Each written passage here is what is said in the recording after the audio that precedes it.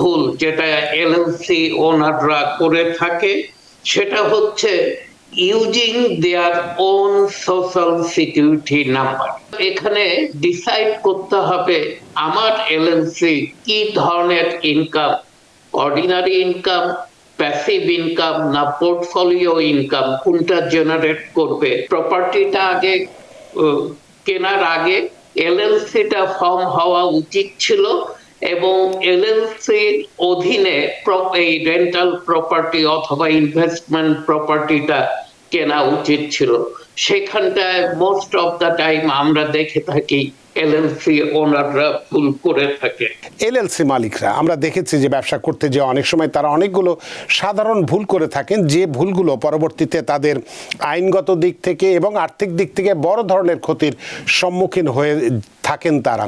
তা আমরা আপনার কাছ থেকে জানতে চাইব যে এই ধরনের এলএলসি মালিকরা সবচেয়ে বেশি কোন ভুলগুলো করে থাকেন, যা শুরুতে খুব ছোট মনে হলেও পরবর্তীতে অনেক বড় সমস্যা তৈরি হয়, আর্থিক দিক থেকে হতে পারে, আইনগত দিক থেকে হতে পারে।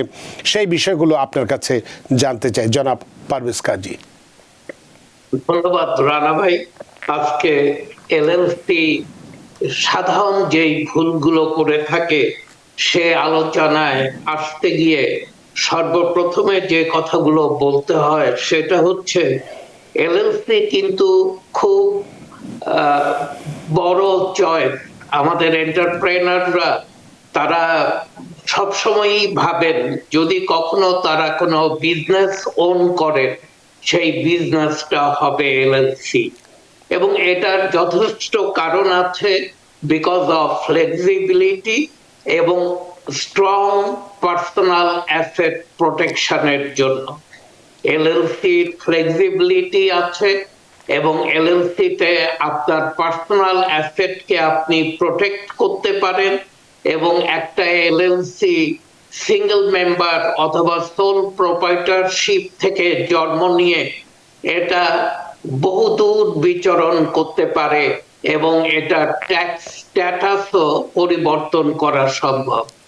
এই ফ্লেক্সিবিলিটির কারণে এবং প্রোটেকশনের কারণে এন্টারপ্রেনাররা খুব বেশি এলএলসির পক্ষে তারা রায় দিয়ে থাকেন, অথবা তারা মনোবাসনা একটা পূর্ণ করতে চায় যে তার ব্যবসা একদিন একটা এলএলসি হবে।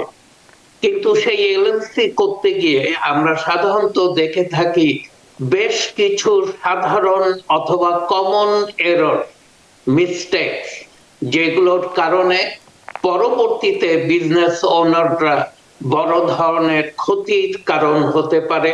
সেটা লিগ্যাল হতে পারে, ফাইন্যান্সিয়াল হতে পারে, কিন্তু কোনো এগুলো যেন না হয় সেই দিকে তাদেরকে কড়া নজর রাখতে হবে ফ্রম দ্য বিগিনিং, প্রথম থেকেই। এবং আজকে এই আলোচনায় আসতে গিয়ে প্রথম ভুল যেটা এলএলসি ওনাররা করে থাকে সেটা হচ্ছে using their own social security number. LLC যেহেতু আপনি পার্সোনাল সিঙ্গেল মেম্বার, আপনি ডিসরিগার্ডেড এন্টিটি, আপনি একটা ইয়ান নাম্বার যে একান্তই দরকার তা না, আপনি আপনার পার্সোনাল সোশ্যাল সিকিউরিটি নাম্বার দিয়েও কিন্তু এলএলসির কাজ কারবার আপনি শুরু করতে পারেন। এবং আপনি এই সুযোগটা আছে, এই ফ্লেক্সিবিলিটি আছে বলেই অনেকে এটা শুরু করে, কিন্তু এটা যে কত বড় ভুল এটা তারা বুঝতে পারে পরবর্তীতে, যখন দেখা যায় যে তার পার্সোনাল ফাইন্যান্স এবং বিজনেস ফাইন্যান্স একত্রিত হয়ে গেছে, একাকার হয়ে গেছে। সে বিজনেস এবং পার্সোনালকে আলাদা করতে পারেননি, অথবা কো-মিংলিং এর কারণে দেখা গেছে যে প্রোটেকশনটার জন্য এই এলএলসিটা ফর্ম করা হয়েছিল কোর্টের কোনো একটা লিগ্যাল ইস্যুতে গিয়ে কোর্ট এটার এলএলসি যে মেইন পারপাস যে পার্সোনাল অ্যাসেটকে প্রোটেক্ট করবে সেটা আর থাকছে না, সেই দেয়ালটা ভেঙে গেছে।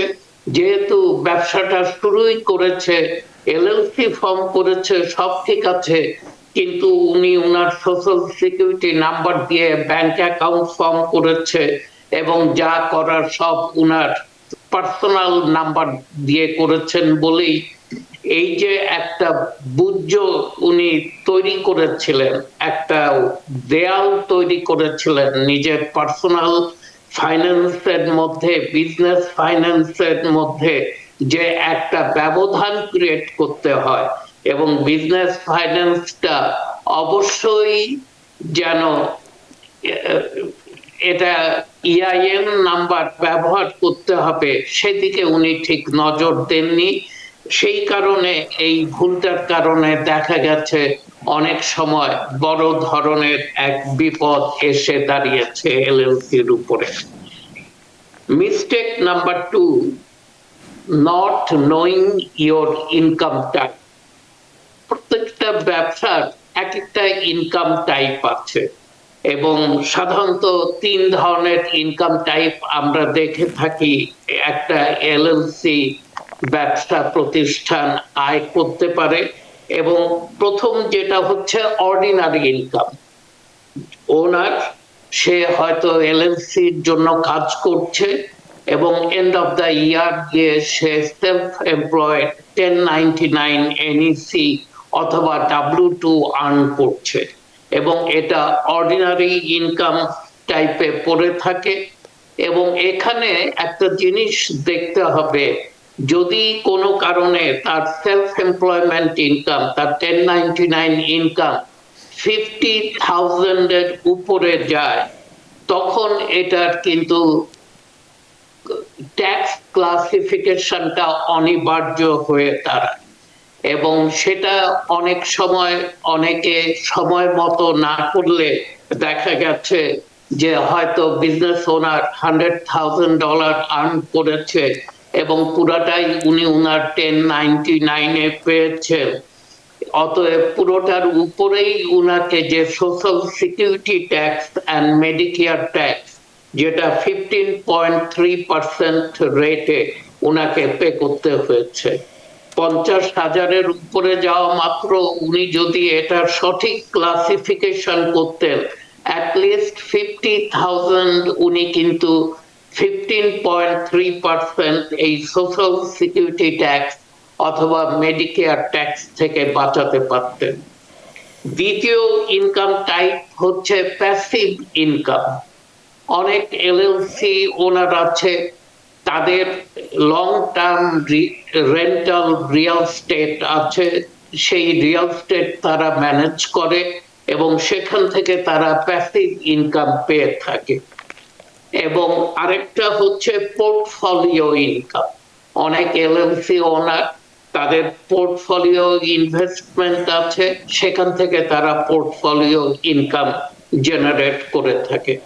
অতএব এখানে ডিসাইড করতে হবে আমার এলএলসি কি ধরনের income, ordinary income, passive income না পোর্টফোলিও ইনকাম, কোনটা জেনারেট করবে এবং সেইটা আমাকে ডিসাইড করে সেভাবে আমার এলএলসি ক্লাসিফিকেশনটা, ট্যাক্স ক্লাসিফিকেশনটা ডিসাইড করতে হবে। এখানে অনেক এন্টারপ্রেনার ভুল করে থাকেন। নাম্বার 3 হচ্ছে not forming an LLC before acquisition of the property।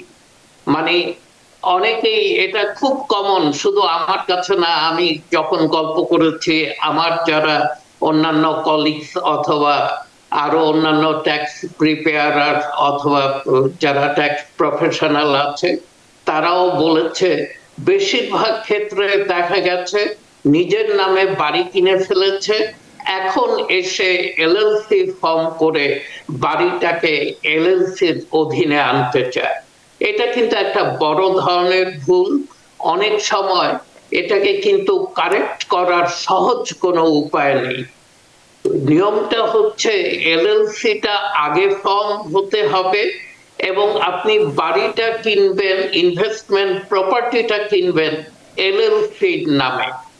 আপনি সেটা না করে অনেকেই কুইট ক্লেম ডিড দিয়ে বাড়িটাকে এলএলসি টাইটেলটাকে ট্রান্সফার করে এলএলসির নামে, কিন্তু অনেক কাউন্টি যখন এই ধরনের একটা কুইট ক্লেম ডিড রেজিস্টার হয় তখন তারা কিন্তু মর্টগেজ কোম্পানিকে নোটিফাই করে যে এরকম এই বাড়িটা অমুকের নামে ছিল, এটাকে এখন একটা ডিডের অধীনে এনে এটাকে একটা এলএলসির অধীনে নেওয়া হয়েছে।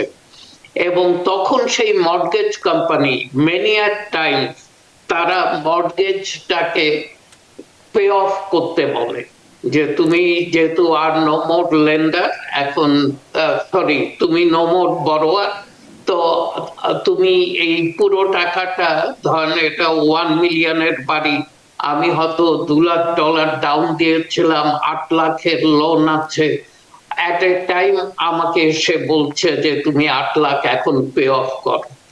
তো এটা আসলেই অনেক ডিফিকাল্ট, এবং এই ভুলটা খুব বেশি হয়ে থাকে যে এলএলসি ফর্ম করছে প্রপার্টিটা কেনার পর, যেটা হওয়া উচিত ছিল উল্টো।